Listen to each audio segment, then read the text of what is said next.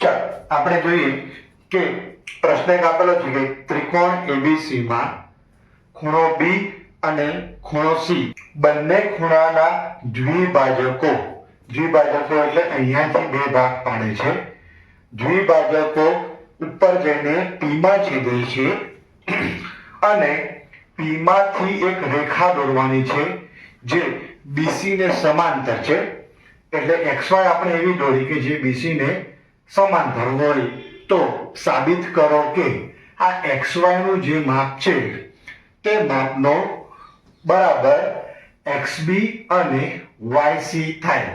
આપણે સાબિત શું કરવાનું છે કે XY બરાબર XB વત્તા YC. સૌપ્રથમ શરૂઆત કરીએ કે ખૂણા B નો દ્વિભાજક છે. અહીંયા આપણને ABC આપેલું છે. આનો દ્વિભાજકનો મતલબ એવો થશે કે આ ખૂણો અને આ ખૂણો બંને સરખા થાય.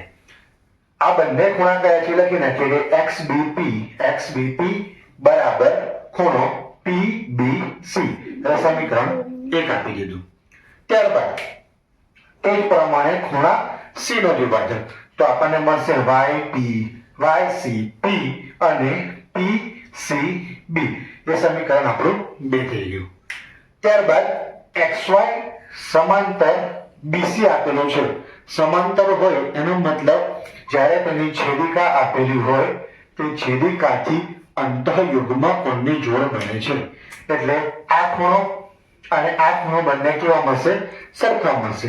એટલે અહીંયા લખ્યું કે XY સમાંતર BC હોવાથી ખૂણો XPB બરાબર ખૂણો PBC PB છેદિકા છે. એટલે XY ની છેદિકા કઈ છે? અહીંયા PB છે. તે જ પ્રમાણે અહીંયા YPC અને YPC આ ખૂણો અને PCB આ ખૂણો સરખો મળે. કેમ? કારણ કે XY અને BC ની છેદિકા છે PC. આપણને 4 સમીકરણ મળ્યા. ચારે સમીકરણમાં સમીકરણ 1 અને 3 ને સરખાવીએ. સમીકરણ 1 માં PBC છે, 3 માં પણ PBC છે. બંને સરખા હોય તો આ બે ભાગ કેવા હશે? સરખા હશે. માટે XBP બરાબર XPB. આ સમીકરણ 5 થઈ ગયું. તો એ પ્રમાણે સમીકરણ 2 અને 3 ને સરખાવીએ. સમીકરણ 2 અને 4 ને સરખાવીએ. તો સમીકરણ 2 માં શું છે? ખૂણો PCB. 4 માં પણ છે ખૂણો PCB.